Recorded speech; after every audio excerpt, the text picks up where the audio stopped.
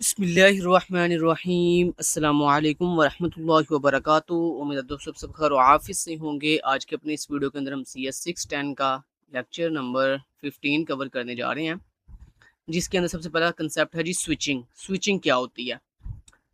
कहता है a switch local area LAN यानी local area network consist of a single electronic device that transfers frame among the connected computers.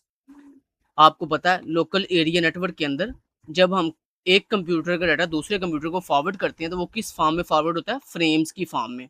ये बात मैंने आपको बड़ी देर पहले की बताई हुई है, ठीक है ना। और ये बात हमने बड़े अच्छे से सीखी थी लेक्चर नंबर 4 या 5 के अंदर गालबन, ठीक है ना।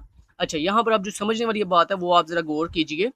वो कहता है जब हम दो या दो से ज़्यादा ऐसे कंप्यूटर जो आपस में कनेक्टेड हैं, जब उनके डाटा को यानी फ्रेम्स की फॉर्म के अंदर जब ट्रांसफ़र करते हैं, तो उसके लिए हम जो इलेक्ट्रॉनिक सिंगल डिवाइस यूज़ करते हैं उसको क्या कहते हैं? स्विच कहते हैं। क्या कहते हैं? उस इलेक्ट्रॉनिक डिवाइस को क्या कहते हैं? स्विच कहते हैं। और कहता है उस अमल को हम क्या कहते हैं? स्विचिंग कहते हैं, ठीक है। यानी दोबारा रिपीट कर रहा हूँ इस बात को, जब दो या दो से ज़्यादा कनेक्टेड कंप्यूटर्स के दरमियान फ्रेम्स को ट्रांसफ़र करने के लिए हम जो सिंगल इलेक्ट्रॉनिक्स डिवाइस का इस्तेमाल करते हैं उसको स्विच कहते हैं, और इस पूरे अमल को क्या कहते हैं? स्विचिंग कहते हैं। अब यहाँ पर आपने ये भी पढ़ा था कि लोकल एरिया नेटवर्क के अंदर हम फ्रेम्स को फॉरवर्ड करने के लिए हब का इस्तेमाल भी करते हैं, ठीक है ना, और स्विच का इस्तेमाल भी करते हैं। तो इन दोनों में क्या डिफरेंस है? तो पेपर में आपको सर पूछ सकते हैं what is difference between hub and switch. तो आपने बताना है if a hub is used to connect among computers on a local area network, यानी जब हम लोकल एरिया नेटवर्क के अंदर डिफरेंट कंप्यूटर्स ऐसे जिनको कनेक्ट किया गया आपस में उनके दरमियान अगर हम हब का इस्तेमाल करें तो क्या होता है? Then only two computers can communicate at a given time. यानी अगर लोकल एरिया नेटवर्क के अंदर मल्टीपल कंप्यूटर कनेक्टेड हैं और उन मल्टीपल कंप्यूटर्स को हब के थ्रू जो है वो कनेक्ट किया गया है, तो जनाब उन मल्टीपल कंप्यूटर्स में एक सेम टाइम में सिर्फ और सिर्फ दो कंप्यूटर जो है वो आपस में कम्युनिकेट कर सकते हैं। दो से ज़्यादा कंप्यूटर्स आपस में कम्युनिकेट नहीं कर सकेंगे। कब? जब आपने हब का इस्तेमाल किया हुआ है।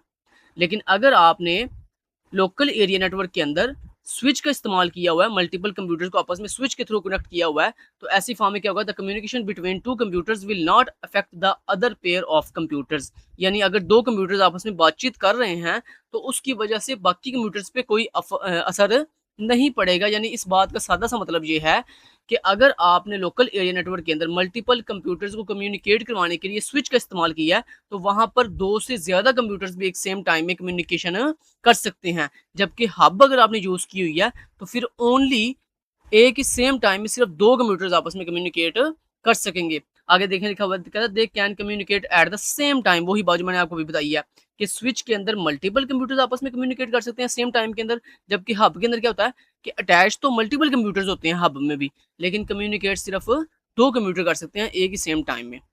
ये डिफरेंस है हब में और स्विच में। अच्छा जी, आगे आपका इंपॉर्टेंट क्वेश्चन आ गया। अगर सर आपको पेपर के अंदर ये लॉन्ग क्वेश्चन के अंदर पूछें वैन टेक्नोलॉजीज एंड राउटिंग, तो आपने क्या करना है? आपने इस क्वेश्चन के आंसर के अंदर पहले थोड़ा सा इंट्रोडक्शन लिखना है लोकल एरिया नेटवर्क का, फिर आपने करेक्टराइजेशन ऑफ नेटवर्क लिखनी है, ये जो लिखी हुई है जिसमें 3 टाइप्स होती हैं नेटवर्क्स की, और उसके बाद फिर आपने difference between local area network and wide area network के दरमियान थोड़ा सा डिफरेंस लिख देना। तो ये आपने पूरे का पूरा इस तरह से लॉन्ग क्वेश्चन अंदर ये लिखना है। कब? जब आपको ये क्वेश्चन पूछा जाए wide area network technologies and routing. अगर ये लॉन्ग क्वेश्चन में आए तो फिर आपको जैसे मैंने बताया फिर आपने ये पहले 3 टाइप्स लिखनी है और उसके बाद आपने डिफरेंस बिटवीन लैन एंड वैन जो है वो लिख देना। लेकिन अगर आपको शॉर्ट में सर पूछें करेक्टराइजेशन ऑफ नेटवर्क्स, तो फिर आपने नेटवर्क की जो 3 टाइप्स हैं जिसमें लोकल एरिया नेटवर्क यानी लैन, फिर मैन और फिर वैन, ये तीनों आपने शॉर्ट में लिख देनी है। और अगर आपको सर शॉर्ट में पूछें डिफरेंस बिटवीन लैन एंड वैन, तो फिर आपने ये 3 लाइन जो है शॉर्ट क्वेश्चन में लिख देनी है। तो मैंने आपको इस पूरे क्वेश्चन की शॉर्ट और लॉन्ग दोनों के लिहाज तरतीब जो है वो बता दी है। समझ आ गई? चलें, अब अगर आपको ये आता है लॉन्ग क्वेश्चन में, तो लॉन्ग क्वेश्चन में अगर सर आपको ये पूरा क्वेश्चन पूछते हैं तो फिर आपने थोड़ा-सा लोकल एरिया नेटवर्क के बारे में बताना है। लोकल एरिया नेटवर्क जैसा कि आपको पता है, लोकल एरिया नेटवर्क दोस्तों हमने कैन बी कहता है extended using techniques in previous chapter कहता है, हमने प्रीवियस चैप्टर में ये देखा कि हम लोकल एरिया नेटवर्क को एक्सटेंड भी कर सकते हैं, मतलब बढ़ा भी सकते हैं। आपने देखा था ना रिपीटर्स के थ्रू, ब्रिज के थ्रू और उसके थ्रू फाइबर ऑप्टिक वायर्स के थ्रू, तो हमने देखा था हम लोकल नेटवर्क को एक्सटेंड कर सकते हैं। लेकिन उसमें एक इशू ये था, they can not be extended arbitrary for और टू हैंडल मैनी कंप्यूटर्स कहता, लेकिन उसमें ये था कि लोकल एरिया नेटवर्क को अगर आप एक्सटेंड कर भी दोगे ना, तो वो कुछ ज़्यादा एक्सटेंड नहीं हो सकता। उसमें लिमिटेशन क्या है? उसमें जनाब आपकी डेस्टिनेशन की लिमिटेशन है, मतलब आप ज़्यादा बड़े वाइड एरिया के लिए जो है वो लोकल एरिया नेटवर्क को एक्सटेंड नहीं कर सकते। ठीक हो गया ना? तो ये आपने इंट्रोडक्शन में पहले लिख देना। उसके बाद कैरेक्टराइजेशन की अगर हम बात करें तो 3 टाइप्स होती हैं नेटवर्क की। पहली को हम कहते हैं लैन लोकल एरिया नेटवर्क, दूसरी को हम कहते हैं man metropolitan area network, metropolitan area network, और तीसरी का नाम है वैन मतलब वाइड एरिया नेटवर्क। तो ये आपको एमसीक्यूज में सारे इसके स्टैंड फॉर भी पूछ सकते हैं, लैन का स्टैंड फॉर, मैन का स्टैंड फॉर या वैन का स्टैंड फॉर।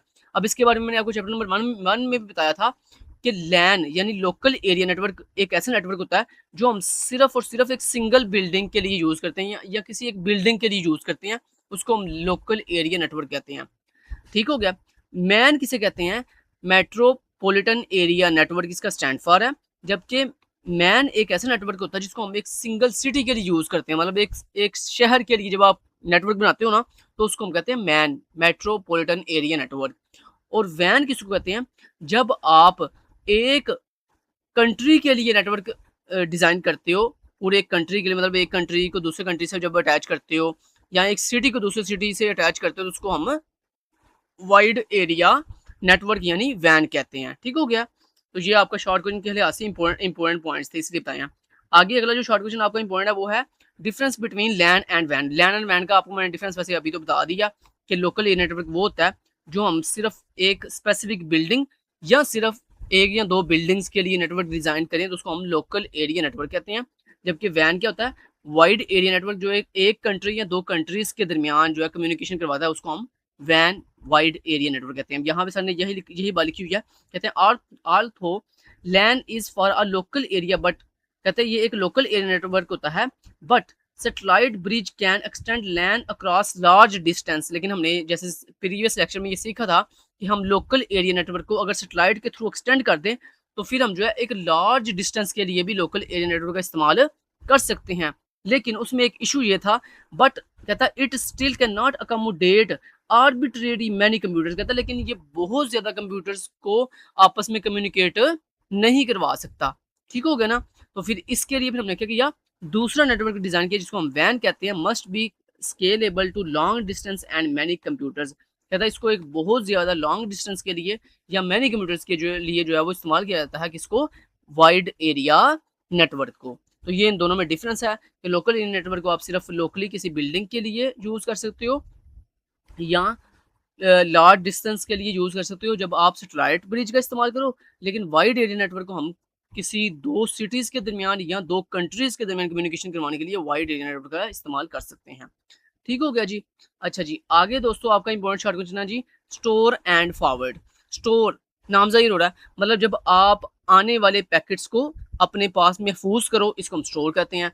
फॉरवर्ड किसे कहते हैं? फॉरवर्ड कहते हैं जब हम उस पैकेट को आगे मूव करवा दें, आगे सेंड कर दें, तो उसको हम फॉरवर्ड कहते हैं। अब यहाँ पे देखिएगा जरा, कहता है data delivery from one computer and other is accomplished through store and forward technology. Sir आपको पेपर में ये कैसे पूछेंगे, what is store and forward? तो आपने बताना है कि store and forward technology basically ये होती है कि जब हम अपने एक कंप्यूटर से दूसरे कंप्यूटर की तरफ डाटा डिलीवरी करते हैं तो इसको हम क्या कहते हैं? स्टोर एंड फॉरवर्ड टेक्नोलॉजी कहते हैं। अब स्टोर एंड फॉरवर्ड टेक्नोलॉजी में होता क्या है? कहता है packet switch stores incoming packet and also forward that packet to and other switch to computers. अब यहाँ पर इस कंसेप्ट को बताने से पहले मैं आपको एक चीज क्लियर कर दूं हमने एक और चीज़ मैं आपको पहले क्लियर कर दूं कि आपने अभी भी ऊपर पढ़ा ना डिफरेंस बिटवीन लैन एंड वैन। दोस्तों यहाँ पे एक और डिफरेंस इन दोनों में ये है कि जब आप लोकल एरिया नेटवर्क यूज़ करते हो ना, तो इसमें जब आपका डाटा फॉरवर्ड होता है ना या डाटा ट्रांसफ़र होता है, तो वो फ्रेम्स की फॉर्म में होता है। ये चीज़ बड़ी इंपॉर्टेंट बता रहा हूँ मैं आपको। लोकल एरिया नेटवर्क के अंदर या लैन के अंदर आपका डाटा एक कंप्यूटर से दूसरे कंप्यूटर की तरफ जब फॉरवर्ड होता है, तो वो किस फॉर्म में फॉरवर्ड होता है? फ्रेम्स की फॉर्म में। जबकि वैन जो वाइड एरिया नेटवर्क है, इसमें जब आपका एक डाटा जो एक कंप्यूटर से दूसरे कंप्यूटर की तरफ फॉरवर्ड होता है, वो पैकेट्स की फॉर्म में होता है। तो ये आपने बहुत बड़ा डिफरेंस है, ये याद रखना है कि लैन के अंदर डाटा फ्रेम्स की फॉर्म में फॉरवर्ड होता है, जबकि वैन के अंदर जब डाटा फॉरवर्ड होता है, तो वो किस फॉर्म में फॉरवर्ड होता है? पैकेट्स की फॉर्म में। ठीक है, पैकेट्स और फ्रेम सिमिलरली सेम ही होते हैं, मतलब वही सेम हिसाब जो फ्रेम का होता है ना लोकल एरिया नेटवर्क के अंदर, वही सेम हिसाब पैकेट का भी होता है। ठीक हो गया ना? फ्रेम में भी डाटा होता है और पैकेट में भी डाटा होता है, लेकिन फ़र्क सिर्फ इतना नाम का डिफरेंस है। आपने ये चीज़ नहीं बोलनी कि अगर आपको पूछा जाए कि लैन के अंदर जब डाटा फॉरवर्ड होता है, तो वो किस फॉर्म में होता है, तो आपने कहना फ्रेम की फॉर्म में। जब आपको पूछा जाए वैन के अंदर जब डाटा ट्रांसफर होता है, वो किस फॉर्म में होता है, तो आपने कहना पैकेट की फॉर्म में। तो यही चीज़ वो यहाँ पे बताना चाह रहा है। कहता है जब वाइड एरिया नेटवर्क के अंदर हमारा डाटा पैकेट्स की फॉर्म में जब फॉरवर्ड होता है ना, तो होता क्या है कि हम स्टोर एंड फॉरवर्ड टेक्नोलॉजी का इस्तेमाल करते हैं। अब इसमें क्या होता है कि आपके वो पैकेट्स जो इनकम हो रहे हैं, मतलब आ रहे हैं हमारी तरफ, ठीक है, उनको हम अपने पास क्या करते हैं? स्टोर करते हैं। फिर देन क्या करते हैं? उन स्टोर किए हुए पैकेट्स को आगे फॉरवर्ड करते हैं उनकी मंजिल की तरफ, उनकी डेस्टिनेशन की तरफ। इसको क्या कहते हैं? फॉरवर्ड करना। ठीक होगा ना? जैसे इसकी छोटी सी मैं आपको एग्जांपल देता हूँ। एक स्टेशन क्या काम करता है? मान लो एक एक बस स्टेशन है, और उस बस स्टेशन का क्या काम होता है? उस बस स्टेशन का काम ये होता है कि वो एक समझ लें एक सर्विस एरिया है या स्टोरेज एरिया है, जहाँ पे क्या हो रहा है? मुसाफिर पीछे से आ रहे हैं, ठीक है, और आकर वो स्टेशन पे थोड़ी देर स्टे करते हैं, रुकते हैं, और फिर आगे अपनी मंजिल की तरफ रवां दवां हो जाते हैं। तो यही चीज़ यहाँ पर समझ लें स्टोर एंड फॉरवर्ड में भी होती है कि पीछे से कंप्यूटर, जिन कंप्यूटर से डाटा फॉरवर्ड करना सेंड करना है, वो डाटा अपना सेंड करते हैं। और पैकेट स्विच क्या होता है? पैकेट स्विच बेसिकली वो जगह होती है, जैसे ये देखो, ये यहाँ पे ना पैकेट स्विच की बात की जा रही थी ना, ये पैकेट स्विच समझ लें वो स्टेशन है जहाँ पर आने वाले पैकेट्स आगे कुछ देर के लिए स्टोर होते हैं, और फिर देन आगे उन पैकेट्स को इस पैकेट स्विच के थ्रू थ्रू जो है क्या कर दिया जाता है? उनकी मंजिल की तरफ फॉरवर्ड कर दिया जाता है।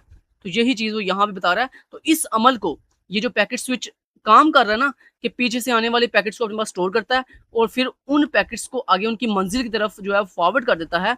तो इस पूरे के पूरे अमल को हम क्या कहते हैं? स्टोर एंड फॉरवर्ड कहते हैं। तो यही चीज़ वो यहाँ पे सर आपको पूछ सकते हैं पेपर में, स्टोर एंड फॉरवर्ड क्या होता है? तो आपने बताना है जब एक कंप्यूटर से दूसरे कंप्यूटर की तरफ डाटा फॉरवर्ड होता है, डाटा डिलीवरी होती है, तो इस पूरे अमल को हम क्या कहते हैं? स्टोर एंड फॉरवर्ड टेक्नोलॉजी कहते हैं। और इस टेक्नोलॉजी में बेसिकली क्या होता है कि जो हमारा पैकेट स्विच होता है, पैकेट स्विच मतलब वो स्टेशन हमारा, ये स्टेशन जिस इसकी बात हो रही है, पैकेट स्विच ये, ठीक है। तो कहता है इस टेक्नोलॉजी में बेसिकली ये होता है कि जो हमारा पैकेट स्विच होता है स्टोर्स इनकमिंग पैकेट, मतलब आने वाले पैकेट्स को अपने पास स्टोर करता है, and also forwards that packet to another switch और कंप्यूटर, और फिर उन आने वाले पैकेट्स को अपने पास स्टोर करने के बाद उनको आगे फॉरवर्ड कर देता है किसकी तरफ? किसी दूसरे स्विच या कंप्यूटर की तरफ। ठीक हो गया ना? आगे वो कह रहा है packet switch has internal memory. अब आप ये सोच रहे होंगे कि पैकेट स्विच के पास कौन सी ऐसी जगह होती है जहां पर वो आने वाले पैकेट्स को स्टोर करता है? तो जनाब वो बोल रहा है कि ये जो पैकेट स्विच होता है ना, इसके अंदर खुद की अपनी एक इंटरनल मेमोरी लगी होती है। जैसे आपके कंप्यूटर में मेमोरी होती है ना, कि आप अपने डाटा को अपने लैपटॉप या अपने कंप्यूटर में सेव करते हो, तो कहाँ सेव करते हो? हाथ में पकड़ते हो? नहीं, आपके कंप्यूटर में क्या लगा होता है? आपके कंप्यूटर में इंटरनल मेमोरी लगी होती है, जहां पर आप बाहर से आने वाले डाटा को, या जो इंटरनेट से आप डाटा डाउनलोड करते हो, चीज़ें डाउनलोड जो इंटरनेट से करते हो, कहाँ स्टोर होती हैं? आपके लैपटॉप या आपके पीसी की इंटरनल मेमोरी के अंदर। ऐसे ही जनाब पैकेट स्विच के अंदर भी इंटरनल मेमोरी लगी होती है, जहां पर आने वाले वो पैकेट्स क्या होते हैं? स्टोर होते हैं। और यही चीज़ वो बता रहा है, कहता है packet switch has internal memory into which it can hold packet if outgoing connection is busy. कहता है जो हमारा पैकेट स्विच होता है ना, उसके पास एक इंटरनल मेमोरी होती है, और वो उस अपनी इंटरनल मेमोरी के अंदर आने वाले पैकेट्स को स्टोर इसलिए करता है जब आपकी आउटगोइंग कनेक्शन कौन सा? मतलब वो रास्ता, जिस रास्ते के थ्रू आपके पैकेट ने अपनी मंजिल तक जाना है, अगर वो आपका रास्ता बिजी है, मसरूफ है, जिसके थ्रू हमने पैकेट को उसकी मंजिल तक भेजना है, तो फिर हम क्या करेंगे? हम थोड़ी देर के लिए पैकेट स्विच की इंटरनल मेमोरी के अंदर उन पैकेट्स को स्टोर कर लेंगे। जब हमारा आउटगोइंग रास्ता जो है क्लियर हो जाएगा, खाली हो जाएगा, तब हम क्या करेंगे, उन सेव किए हुए पैकेट्स को आगे उस रास्ते के थ्रू उनकी मंजिल की तरफ फॉरवर्ड कर देंगे। आगे वो बोल रहा है packets for each connection held on Q. कहता है पैकेट स्विच के अंदर आने वाले पैकेट्स को एक क्यू में रखा जाता है। क्यू में क्यों रखा जाता है? क्यू में इसलिए रखा जाता है कि जो पैकेट पहले आया उसको पहले फॉरवर्ड किया जाए। क्यू यही होती है ना, क्यू एक ऐसा टेक्निक होती है जिसमें हम क्या करते हैं, जो चीज़ सबसे पहले एंटर होती है वो उसी चीज़ को हम सबसे पहले जो है वो बाहर निकालते हैं। ऐसा थोड़ी हो सकता है कि मतलब जो सबसे आखिर पे चीज़ अंदर एंटर हुई है, जो पैकेट सबसे आखिर पे आया उसको हम सबसे पहले निकाल दें, ऐसा नहीं होता। तो मतलब वो कह रहा है हम एक क्यू में लगा देते हैं उन पैकेट्स को, आने वाले तमाम पैकेट्स को एक क्यू के अंदर स्टोर करते हैं कि यानी जो पैकेट सबसे पहले आया उसको सबसे पहले ही फॉरवर्ड करेंगे, फिर जो दूसरे नंबर पे आया उसको दूसरे नंबर पे फॉरवर्ड करेंगे। तो ये एक पूरी टेक्निक होती है जिसको हम पैकेट स्विच के थ्रू जो है वो हैंडल करते हैं। तो ये आपने शॉर्ट के अंदर जो है वो लिख देना। आगे इंपॉर्टेंट आपका क्वेश्चन है जी, physical addressing in a van. अब वैन के अंदर कहता है फिजिकल एड्रेसिंग क्या होती है। तो physical addressing in a van में वैन समझाने से पहले मैं आपको ये बता दूं कि फिजिकल एड्रेसिंग कहते हैं किसको है, क्योंकि आपको फिजिकल एड्रेसिंग को पढ़ने से पहले आपको ये तो पता हो कि फिजिकल एड्रेसिंग होती क्या। तो जनाब फिजिकल एड्रेसिंग ये होती है कि वो डाटा जिसको आपने फॉरवर्ड करना है उस डाटा की कंप्लीट इंफॉर्मेशन अपने पास स्टोर करना फिजिकल एड्रेसिंग कहलाता है। जैसे मैं इसकी छोटी सी आपको एग्जांपल देता हूँ। आपने एक खत भेजना किसी पर्सन को, तो आप क्या करते हो? अब खत क्या है? खत बेसिकली वो डाटा है जो आपने फॉरवर्ड करना है, सेंड करना है किसी दूसरे पर्सन को। ठीक हो गया ना? तो अब आप क्या करते हो? आप जाते हो डाकखाने वाले को बोलते हो कि जनाब ये मेरा खत है, ये आगे मैंने फॉरवर्ड करना। तो डाकखाने वाले क्या करते हैं? वो आपसे सारी इन्फॉर्मेशन लिखवाते हैं कि उस बंदे की पहले वो आपसे पूछते हैं हाँ जी किसने सेंड करना है, तो वो आपका नाम, जिसने सेंड करना है उसका नाम, उसके फादर का नेम, उसका शनाख्ती कार्ड नंबर, उसका फ़ोन नंबर, हर चीज़ लिखते हैं। उसके बाद फिर जिसको भेजना है आपने उसकी सारी इन्फॉर्मेशन लिखते हैं, मतलब सेंडर की भी सारी इन्फॉर्मेशन और रिसीवर की भी सारी इन्फॉर्मेशन वो अपने पास क्या कर लेते हैं, लिख लेते हैं। तो ये जो सेंडर की और रिसीवर की पूरी इन्फॉर्मेशन होती है, इसको हम क्या कहते हैं, नेटवर्क की दुनिया में इसको हम फिजिकल एड्रेसिंग कहते हैं। क्योंकि फिजिकल एड्रेसिंग आपके पास होगी तो आप आने वाले डाटा को आगे उसकी मंजिल तक भेजोगे ना। अगर आपके पास उसकी फिजिकल एड्रेसिंग ही नहीं होगी तो आप आने वाले डाटा को उसकी मंजिल तक कैसे भेज सकते हो? तो यही चीज़ वो यहाँ पे बता रहा है। कहता है physical addressing in a van wide area network के अंदर कहता है फिजिकल एड्रेसिंग क्या होती है? तो वो कह रहा है सबसे पहले उसने एक बात बोली है, कहता था फिजिकल एड्रेसिंग इन अ वैन is similar as in LAN. कहता जिस तरह physical addressing local area network में की जाती है same as it is physical addressing wide area network के अंदर भी की जाती है। सिर्फ फर्क क्या है कि लोकल एरिया नेटवर्क के अंदर आने वाले डाटा को फ्रेम की फॉर्म में फॉरवर्ड किया जाता है, जबकि वैन के अंदर जो है उसी डाटा को पैकेट्स के अंदर जो है वो फॉरवर्ड किया जाता है। अब उसने कहता है फिजिकल एड्रेसिंग करने के डिफरेंट जो है वो पॉइंट्स हैं। इन पॉइंट्स को मद्देनजर रखते हुए आप जो क्या करते हो, फिजिकल एड्रेसिंग करते हो किसके अंदर, वाइड एरिया नेटवर्क के अंदर। अब वो कौन कौन से पॉइंट्स अगर सर आपको पेपर में पूछें physical addressing in a van, तो आपने ये 4 पॉइंट जो पेपर में लिख देने हैं। तो पहला पॉइंट क्या है, कहता है the data is transmitted in packets equivalent to frames. वही बात जैसे मैंने आपको पहले बताई है कि जिस तरह लोकल एरिया नेटवर्क के अंदर आपका डाटा ट्रांसमिट किया जाता है फ्रेम्स की फॉर्म के अंदर, ऐसे ही कहता है सिमिलर वाइड एरिया नेटवर्क के अंदर भी आपका जो डाटा है वो ट्रांसमिट किया जाता है किसकी फॉर्म के अंदर, पैकेट्स की फॉर्म के अंदर। और कहता है पैकेट्स बिल्कुल इक्विवेलेंट होते हैं किसके, फ्रेम्स के। आगे अगला पॉइंट क्या कहता है, each packet has a format with header. कहता है वो जो पैकेट जिसमें डाटा स्टोर है जो हमने फॉरवर्ड करना, कहता है उस पैकेट का एक स्पेसिफिक हेडर होता है। उस पैकेट का क्या होता है, एक स्पेसिफिक हेडर लगा होता है उसके अंदर। ठीक है, अब वो हेडर क्या चीज़ है आगे उसने बताया, कहता था packet header includes destination and source addresses. कहता है वो जो पैकेट के पास एक स्पेसिफिक एक खास किस्म का हेडर होता है ना, कहता है उस हेडर के अंदर बेसिकली कुछ मालूमात होती है। और वो मालूमात किसके बारे में होती है, वो मालूमात डेस्टिनेशन और सोर्स के बारे में होती है। सोर्स कहते हैं किसने डाटा सेंड किया है, और डेस्टिनेशन कहते हैं किसको डाटा सेंड करना है। मतलब आपका सोर्स और आपकी डेस्टिनेशन, डाटा कहाँ से आया है, डेस्टिनेशन और कहाँ भेजना है। This is a source and destination. और ये सोर्स और डेस्टिनेशन की इंफॉर्मेशन किसके पास होती है, आपके पैकेट हेडर के अंदर मौजूद होती है। आगे वो कह रहा है many vans use hierarchical addressing for efficiency one part of address. कहता है जब वैन के अंदर हम फिजिकल एड्रेसिंग करते हैं ना, तो मोस्टली हम उस फिजिकल एड्रेसिंग को हेरारिकल एड्रेसिंग के साथ जो है वो करते हैं। अब हेरारिकल एड्रेसिंग क्या होती है, करते हम फिजिकल एड्रेसिंग ही है, लेकिन उस फिजिकल एड्रेसिंग के खास हम शेप बना देते हैं जिसको हम हायरार्किकल एड्रेसिंग कहते हैं। अब वो खास शेप क्या होती है, यानी वो कहता है हम अपने फिजिकल एड्रेस को एक सीक्वेंस से नहीं लिखते बल्कि उसको डिफरेंट पार्ट्स में डिवाइड कर देते हैं। इसको इसको कहते हैं हायरार्किकल एड्रेसिंग। जब आप वाइड एरिया नेटवर्क के अंदर फिजिकल एड्रेस को कुछ छोटे-छोटे हिस्सों में डिवाइड कर दो, तो उसको हम क्या कहते हैं, हायरार्किकल एड्रेसिंग कहते हैं। अब छोटे-छोटे हिस्सों में हमने उस फिजिकल एड्रेस को डिवाइड क्यों किया?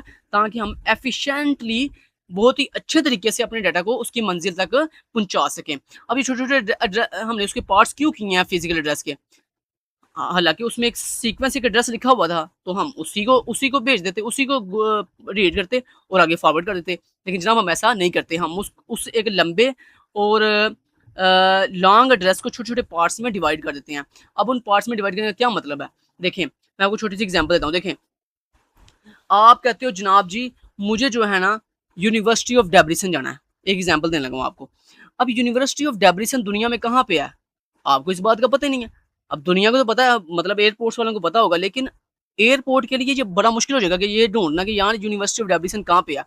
अगर आप उसको ये हिंट दे देते, मतलब यूनिवर्सिटी ऑफ डेब्रिसन का पूरा एक सीक्वेंस एड्रेस लिखने की बजाय उसको छोटे-छोटे पार्ट्स में डिवाइड कर देते। जैसे आप पहले लिखते कंट्री कौन-सा है, फिर आप लिखते सिटी कौन-सा है, फिर आप लिखते यूनिवर्सिटी कौन-सी है, फिर आप लिखते स्टूडेंट का नाम क्या है। तो देखो छोटे-छोटे पार्ट्स में अगर आप इसको डिवाइड कर दो तो क्या होगा, फिर एयरपोर्ट्स वालों के लिए या उस बंदे के लिए आसानी हो जाएगी जिसने यूनिवर्सिटी ऑफ डेब्रिसन जाना है। ठीक होगा ना? यानी उसने पहले देखा अच्छा कंट्री कौन-सा है? हंगरी। तो उसने कंट्री डिफाइन कर दिया। अब जैसे वो हंगरी पहुँच गया, अब पहले तो वो हंगरी को डिफाइन करेगा कि हंगरी कहाँ पे है। जैसे वो हंगरी पहुँचा, अब उसने क्या किया, अगली चीज़ उसने देखी कि हंगरी तो मैं आ चुका हूँ। अब अगली चीज़ कौन-सी है जी? उसका सिटी। सिटी उसका डेब्रिसन। तो वो अब उस स्पेसिफिक सिटी में चला गया। फिर जब वो सिटी पहुँचा, अब उसने अगली चीज़ देखी, उसमें यूनिवर्सिटी कौन-सी है? तो उसने यूनिवर्सिटी देखी। तो यानी अगर आपने देखो, आपको मुझे उम्मीद है बात की समझ आ गई होगी कि हम फिजिकल एड्रेस को हायरार्किकल एड्रेसिंग में कन्वर्ट क्यों करते हैं, ताकि चीज़ को समझना हमारे लिए आसान हो जाए। कि देखें, हमने पहले कंट्री लिखा, कंट्री पहुंच गए, फिर हमने सिटी लिखा, सिटी पहुंच गए, फिर हमने यूनिवर्सिटी लिखी, यूनिवर्सिटी पहुंच गए, फिर हम स्टूडेंट का नेम लिखा, स्टूडेंट के पास पहुंच गए। तो हमारे लिए कितना आसान हो गया। लेकिन अगर आप इसी को सीक्वेंस से लिखते तो हमारे लिए इसको ढूंढना जो है वो बहुत ही मुश्किल हो जाना था। यही चीज़ जनाब वाइड एरिया नेटवर्क के अंदर हम करते हैं कि हम अपने फिजिकल एड्रेस को जो है हायरार्किकल एड्रेस में कन्वर्ट कर देते हैं। मतलब पहले हम बताते हैं कि ये जो हमारे पैकेट्स हैं डाटा के, इनको हमने किस कंट्री भेजना है, फिर हम आगे लिखते हैं इसको किस सिटी में भेजना है, फिर हम लिखते हैं इस सिटी के अंदर किस स्पेसिफिक डेस्टिनेशन पे भेजना है, फिर हम आगे लिखते हैं कि इसको इस स्पेसिफिक डेस्टिनेशन के अंदर किस कंप्यूटर के पास या किस डिवाइस के तक फॉरवर्ड करना है। तो ये होता है हायरार्किकल एड्रेसिंग। क्लियर हो गया? चलें जी, उसके बाद लास्ट में दोस्तों अगला पॉइंट है जी next hop forwarding. Next hop forwarding ये होती है, होप कहते हैं अगला स्टेशन।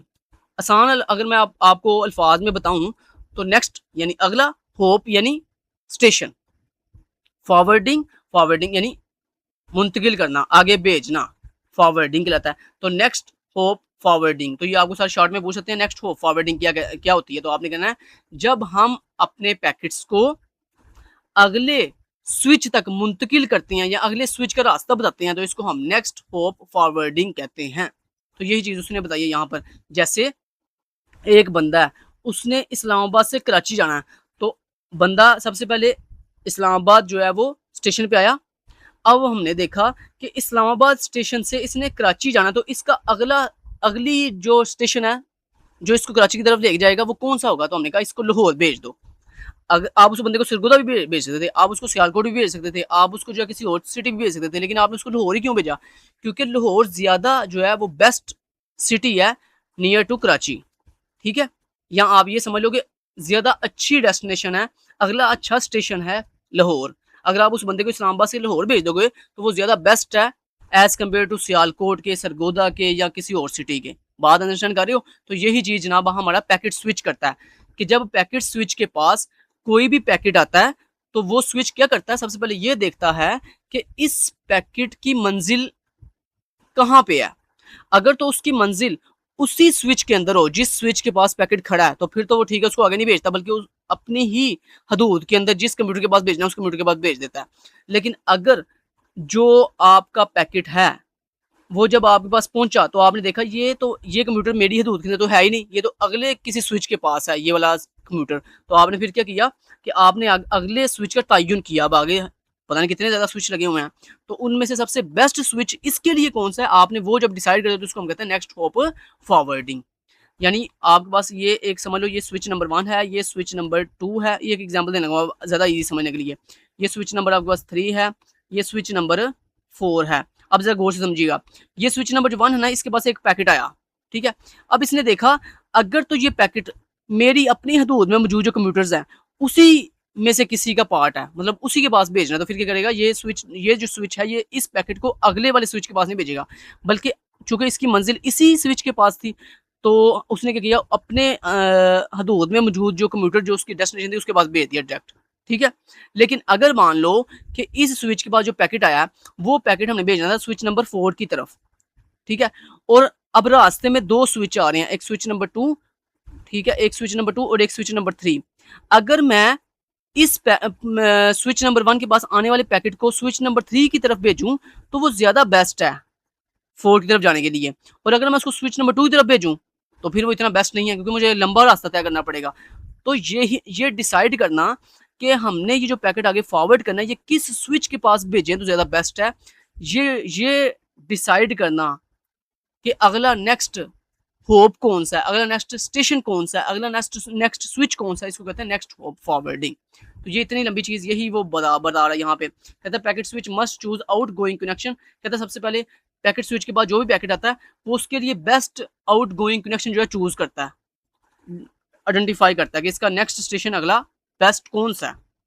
और फिर देन उसको फॉरवर्डिंग द पैकेट और फिर उसको फॉरवर्ड कर देता है आगे। कहता है इसके 2 केसेस होते हैं। पहला केस ये होता है कि अगर आपका पैकेट आपकी हदूद में मौजूद वही बात मैंने आपको आगे बताई थी कि अगर आपका जो पैकेट है वो इसी स्विच के साथ जो अटैच कंप्यूटर है उन्हीं में से किसी को भेजना है, तो फिर आपका जो पैकेट स्विच है वो आगे आपके पैकेट को फॉरवर्ड नहीं करेगा बल्कि वो अपने पास ही जो कंप्यूटर लगे हुए हैं उनको ही दे देगा। तो यही चीज़ वो बता रहा था, if the destination is local computer packet switch delivers computer port. कहता क्या होता है कि अगर आपकी जो पैकेट की डेस्टिनेशन है अगर वो उसी पैकेट स्विच में मौजूद किसी लोकल कंप्यूटर के लिए है, तो फिर वो उसको आगे फॉरवर्ड नहीं करता बल्कि उसी कंप्यूटर को दे देता है जिसके लिए वो पैकेट आया। लेकिन अगर कहता है if the destination is attached and other switch, लेकिन अगर वो पैकेट किसी दूसरे स्विच के लिए है तो फिर वो उसके लिए कोई अगला बेस्ट स्टेशन या अगला नेक्स्ट होप या अगला बेस्ट स्विच जो है वो डिक्लेयर करता है, फाइंड करता है और फिर उसको फॉरवर्ड कर देता है। अब अगला सवाल ये पता होता है कि इस स्विच को कैसे पता चला कि मैंने इस पैकेट को जो है वो स्विच नंबर 3 के पास भेजना, स्विच नंबर 2 के पास नहीं भेजना। तो उसके लिए उसने वो कैसे डिफाइन करता है उसके डेस्टिनेशन एड्रेस की बेस पर। जैसे मैंने आपको ऊपर बताया था कि ये जो पैकेट हमारे पास आता है उस पैकेट के पास उसकी पूरी इन्फॉर्मेशन होती है कि उसका कंट्री कौन सा है, उसका सिटी कौन सा है, उसकी यूनिवर्सिटी कौन सी है, उसका स्टूडेंट कौन सा है। ये सारी इन्फॉर्मेशन जो है वो इस सारी डेस्टिनेशन इन्फॉर्मेशन को देखकर आपका जो स्विच है वो ये डिसाइड करता है कि आपके इस पैकेट को हमने आगे फॉरवर्ड किस स्विच के पास करना है। समझ आ गई बात की? तो ये इतनी लंबी तमहीद बांधने का सिर्फ मकसद ये था कि आपको ईजिली समझ आ सके कि नेक्स्ट होप फॉरवर्डिंग किसको कहते हैं। तो ये आपको शॉर्ट में सर अगर पूछें नेक्स्ट होप फॉरवर्डिंग क्या होती है, तो पहले आपने ये लाइन लिखनी है, उसके बाद फिर आपने ये 3 पॉइंट्स जो है वो लिख देने हैं, तो आपका ये शॉर्ट क्वेश्चन जो है वो कंप्लीट हो जाएगा। Thank you so much then guys, take care, अल्लाह हाफिज़।